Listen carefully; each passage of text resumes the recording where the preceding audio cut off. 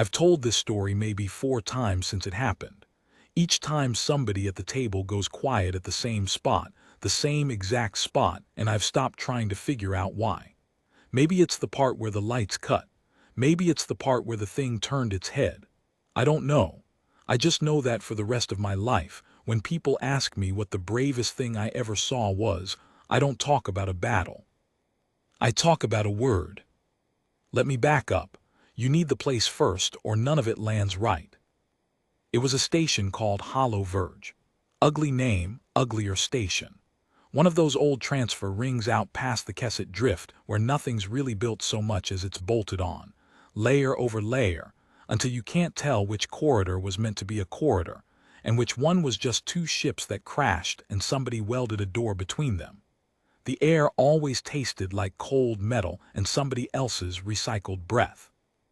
The kind of place where you don't ask people where they're from, because the answer is usually somewhere worse.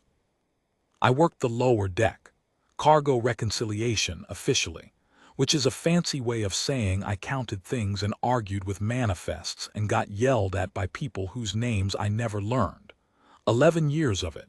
You learn a station like that the way you learn an old injury, by where it aches. And I'm telling you all this so you understand that I was nobody. I wasn't a soldier. I wasn't a diplomat. I was a man with a tablet and bad knees who happened to be on the wrong gantry on the wrong night, and that's the only reason I saw it at all. Now the Predator. You've heard the name even if you don't think you have. The Vehl. The galactic conquer didn't even have a clean word for them. Every species that ran into the Vehl came up with their own, and most of those words just meant the end of the noise. Because that's what people said. When a Vehl was hunting in your sector, the chatter stopped. Comms went dead, not because they jammed you, but because everybody stopped talking. There's a kind of silence that isn't peace. The Vehl made that kind. I'd never seen one. Almost nobody had and lived to describe it the same way twice. The stories didn't agree. Some said they were 9 feet tall, some said they could fold down flat as a shadow under a door. Some said they didn't breathe. What everybody agreed on was the eyes. Every account, every drunk on every station, every survivor, they all went still when they got to the eyes. So when the conquered transport docked at Hollow Verge with a Vehl in its hold, half the station tried to leave that same hour. I should explain why it was even there. The conquered had been at war with the Silent Hunt for 2 cycles. That was the Vehl polity, the closed predator nation nobody could negotiate with because nobody could talk to them. The conquered caught one. Not killed, caught. The only one ever taken alive that anybody could confirm, and they were shuttling it to a deep research post 3 jumps out, and Hollow Verge was just a refuel stop. Just a stop. We were supposed to be a gas station. They locked the whole transit hold, stationed conquered Marines on every door, told us nothing, which, on a station like ours, meant we all knew everything by second shift. The thing in the hold was the deadliest living animal anyone had managed to chain, and it was sitting 40 meters below my feet while I counted protein crates and pretended my hands weren't shaking. The first night nothing, that's the part people forget. The first night it just sat there. Marines said it didn't move, didn't eat what they put through the slot, didn't sleep far as anyone could tell because how would you even know? One of the Marines' kid named Oru, maybe 20 from one of the ring colonies, told me later he stood guard 6 hours and the whole 6 hours it just looked at the door. Not at him. At the door. Like it was waiting for somebody specific. Turns out it was. Here's where the other person comes into it. There was a man on the station nobody paid attention to, which on Hollow Verge took some doing because we ignored almost everyone professionally. His name was Aldous Wren. I'm using his real name. I figure he's earned it. Wren was old. Not old like me, old like a tree that's been hit by lightning and just kept going out of spite. Thin. Quiet. He'd been on the station longer than anyone, which made him either the most senior resident or the oldest piece of cargo nobody had reconciled, depending on your mood. He kept to himself in a little room off the maintenance spine and did something with languages. Translation work mostly. Old contracts, dead dialects. The kind of jobs that came in once a season from people who needed something nobody else could read. I knew him a little. We'd shared a meal table maybe a dozen times over the years, the way you do when two people are always eating alone at the same bad hour. He didn't talk much. When he did, it was usually a question, and it was usually about something I didn't expect anyone to care about. What did your mother's people call the rain? That kind of thing. He collected words the way other men collected debts. What I didn't know, what almost nobody knew, was what Ren had been before he was a quiet old man in a maintenance room. He'd been a xenolinguist, one of the real ones. Back when the conquered still thought you could talk your way out of a war, Ren was one of a handful of people they sent to the edges to listen, to bring back the sounds of species nobody had bothered to learn. And somewhere in those years, decades back, before the silent hunt closed its borders and went dark and became a ghost story, Aldous Wren had been one of the last outsiders to ever sit in a room with the Vehl and not die. He'd listened to them, recorded them, tried to learn the shape of how they spoke, back when there was still a window before it slammed shut and the killing started. He never told anyone. Why would he? The war made it a dangerous thing to have on your record, knowing the enemy's voice. People get nervous around men who understand monsters. The second night is when it went wrong. Something failed on the lower deck, a coolant regulator 3 sections over from the transit hold. Routine, almost. Except the cascade tripped a power sink, and for about 90 seconds the whole lower ring lost primary lighting and worse, lost the magnetic field that kept the hold's inner containment locked. 90 seconds. I was on the gantry above the hold service corridor when it happened. I wasn't supposed to be down there at all. I'd come to chase a manifest discrepancy that, I swear to you, in that moment stopped mattering more completely than anything has ever stopped mattering. The lights went out. The emergency strips kicked in, that low red that makes everyone look like they're already bleeding, and I heard the Marines below me start shouting. Not panic at first, procedure. Containment soft. Containment soft, fall back to secondary. Boots. Then a sound I'd never heard a person make. I won't try to spell it.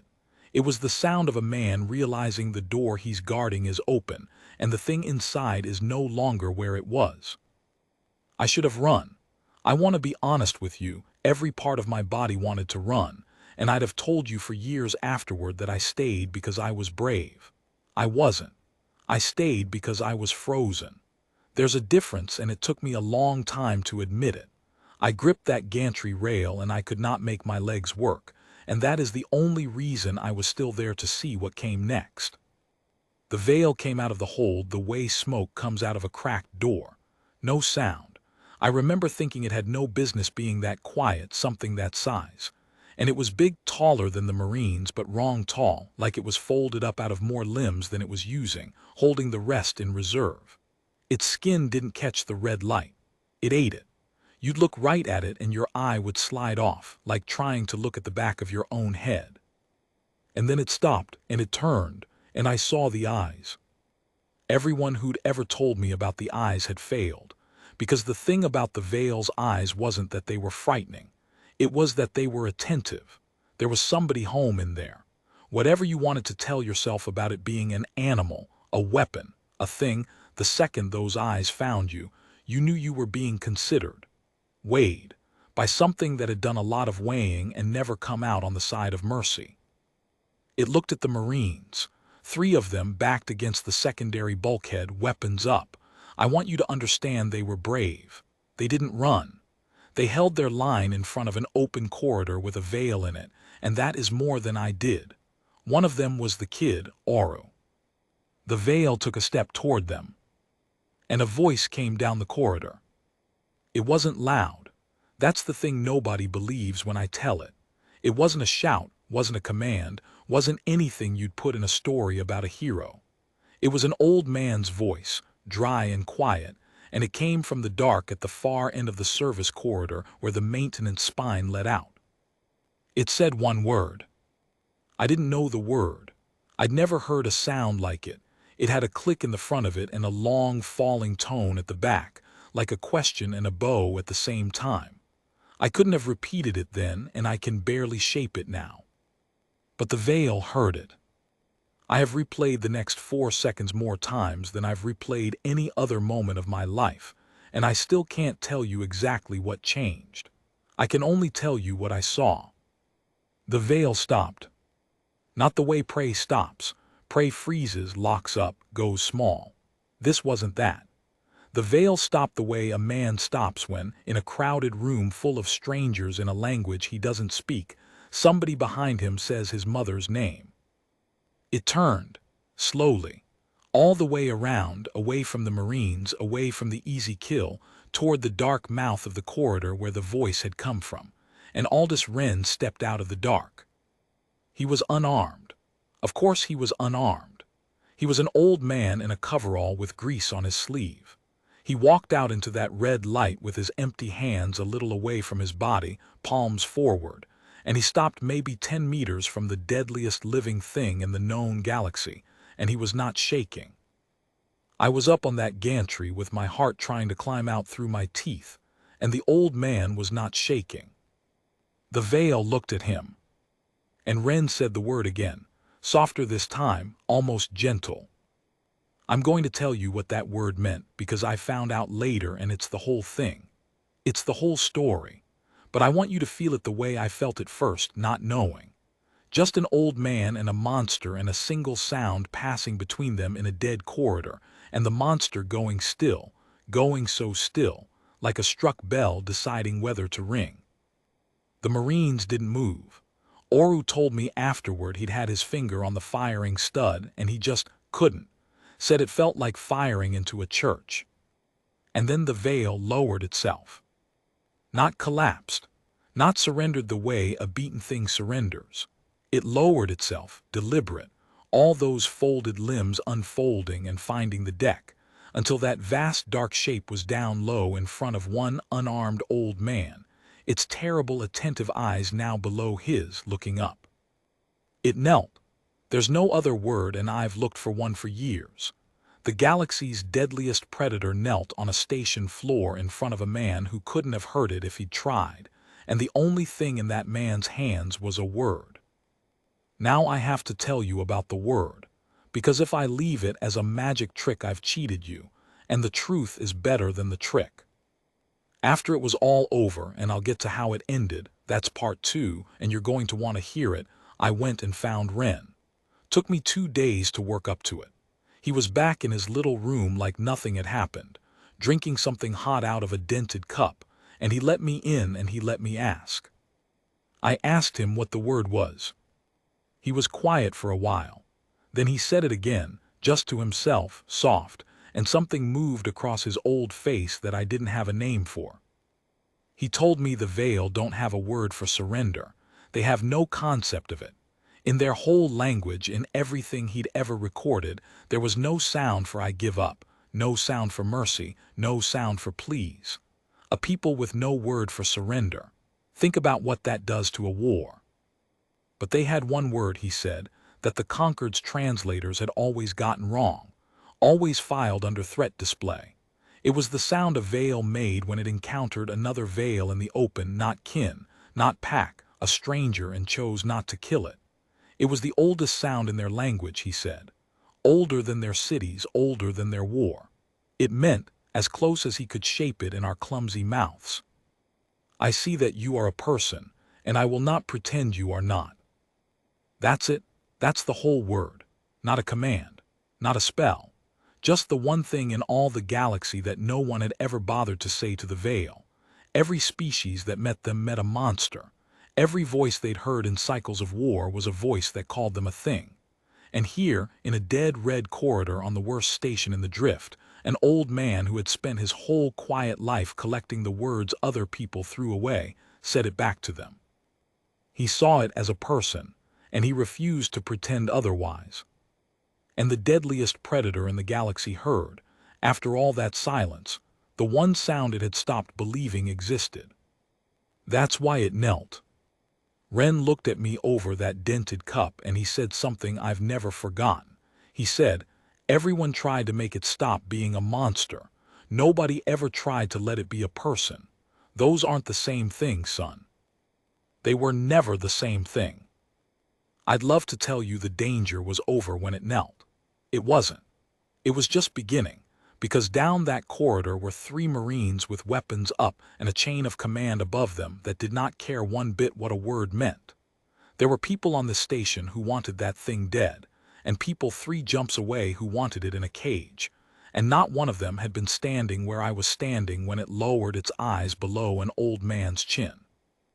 And Ren, quiet, unarmed with grease on his sleeve, was about to put himself between the Vehl and every gun on Hollow Verge. So there it was.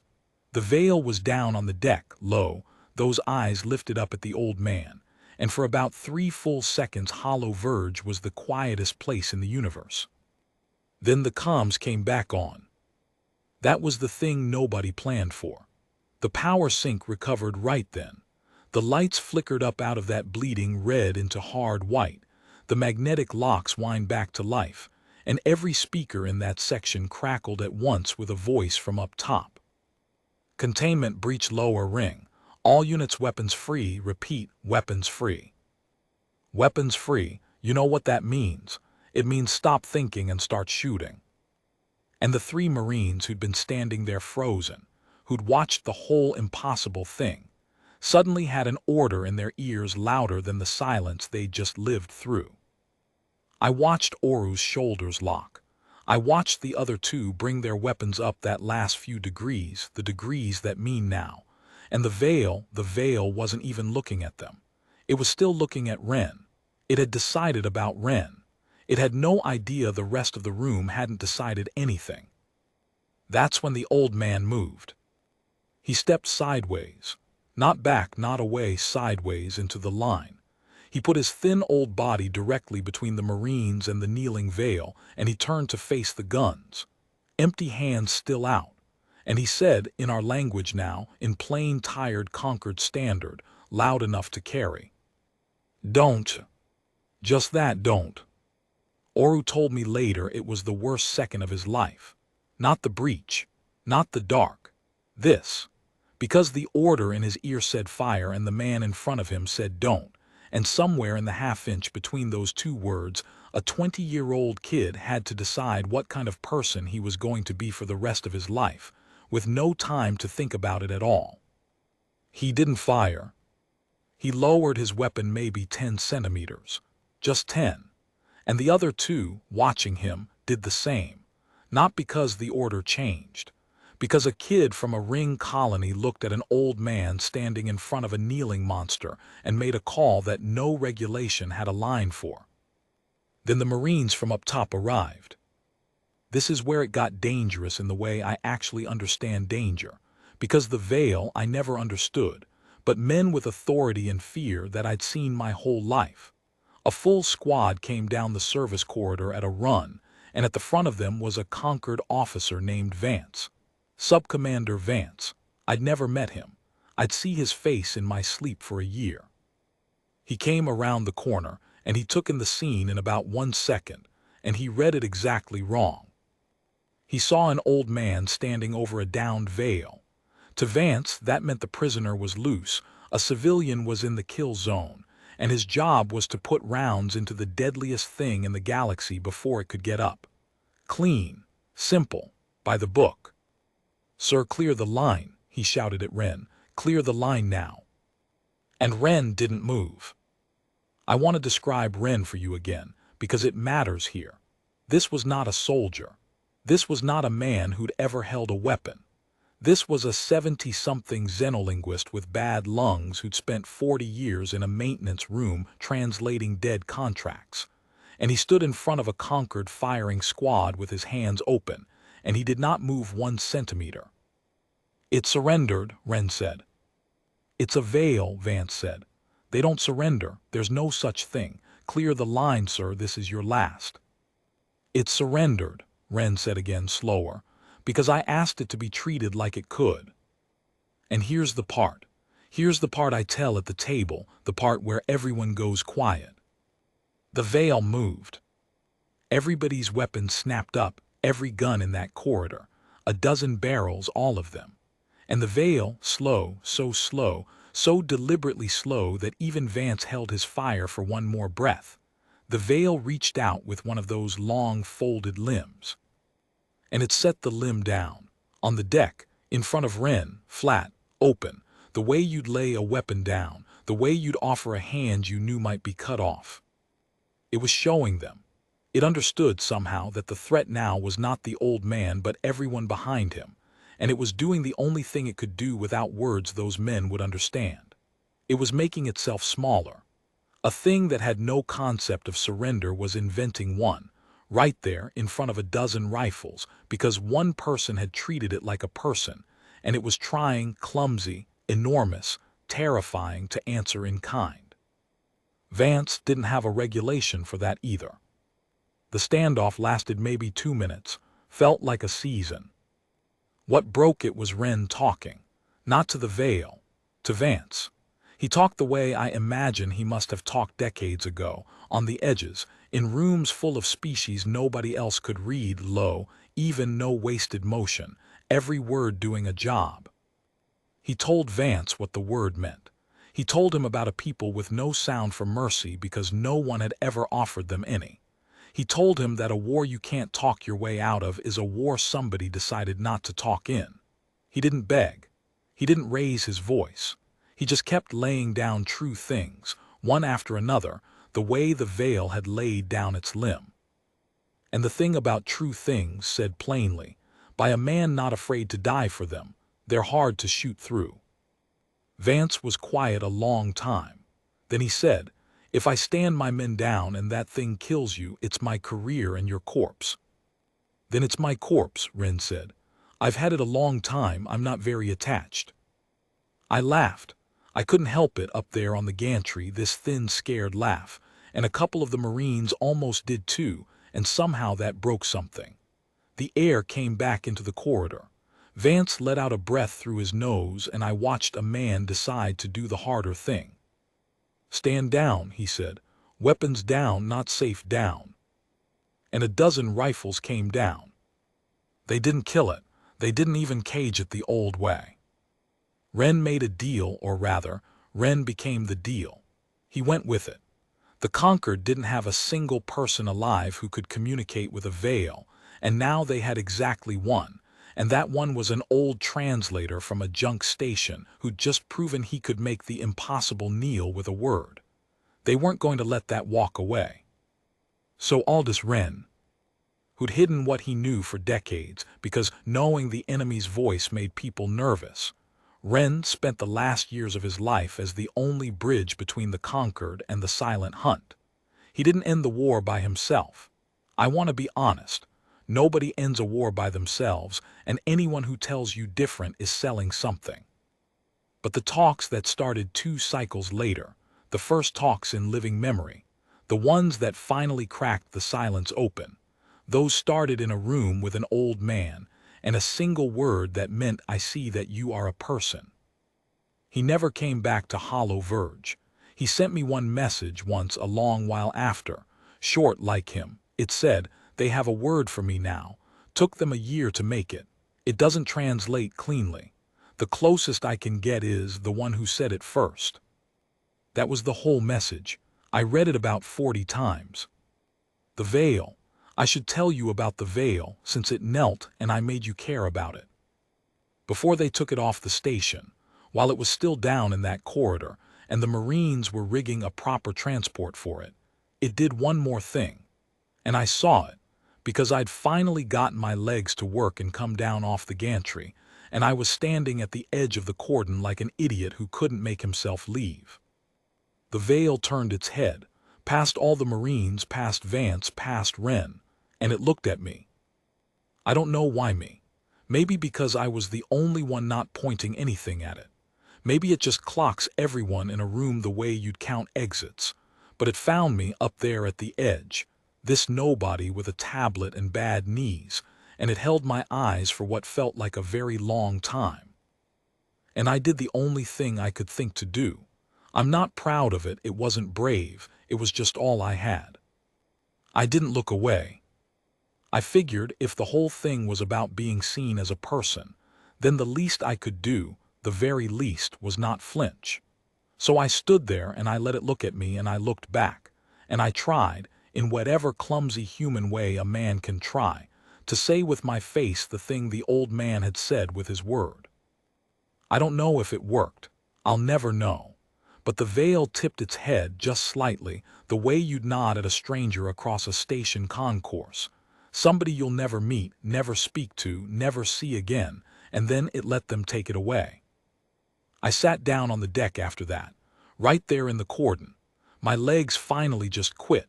One of the Marines, the kid, Oru, came over and sat down next to me, and neither of us said anything for a long time, and that was fine. Some things don't need the word. People ask me what the lesson is. They always want a lesson, like the whole thing was a fable somebody built to teach them something. I don't have a clean one.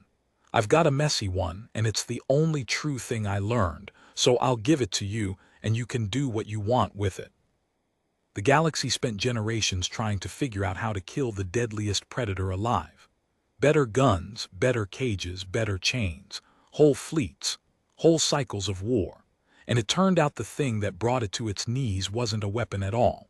It was an old man who'd spent his life collecting the words everyone else threw away, walking unarmed into a dead corridor, and offering to a monster the one thing nobody offers a monster. He let it be a person. That's it, that's the whole story. A man spoke one quiet word to the galaxy's deadliest predator, and the word wasn't stop, and it wasn't die, and it wasn't please. The word was I see you. And the thing that no fleet could break, no cage could hold, no chain could touch. Knelt,